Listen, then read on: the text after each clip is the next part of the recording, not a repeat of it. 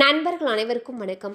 இன்னைக்கு நம்ம இந்த வீடியோவில் வங்கி கணக்கில் 6000 ரூபாய் செலுத்தப்படும் என்ற அறிவிப்பு வெளியாகியிருக்கு. ஸோ அதை பற்றி தான் இப்போ நம்ம பார்க்க போகிறோம்.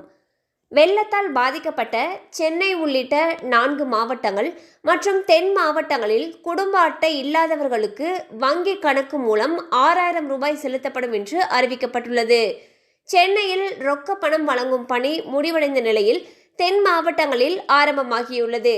இந்த பணி முடிவடைந்த பின் அனைத்து மாவட்டங்களிலும் குடும்ப அட்டை இல்லாதவர்களுடைய விண்ணப்பங்கள் பரிசீலிக்கப்பட்டு பணம் செலுத்தப்பட உள்ளது. ஸோ பார்த்தீங்கன்னா, கடந்த மாதத்தில் ஏற்பட்ட மிக்ஸாம் புயல் காரணமாக சென்னை உள்ளிட்ட 4 மாவட்டங்கள் மற்றும் தென் மாவட்டங்களில் வெள்ள நிவாரணத் தொகையாக 6000 ரூபாய் தரப்படும்னு சொல்லி அறிவிச்சிருந்தாங்க.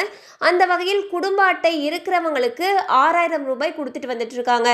குடும்ப அட்டை இல்லாதவர்களுக்கும் அவங்களுடைய விண்ணப்பங்கள் பரிசீலனை செய்யப்பட்டு தகுதியுள்ளவர்களுடைய வங்கி கணக்கில் 6000 ரூபாய் செலுத்தப்படும் என்று தகவல்கள் வெளியாகியுள்ளன.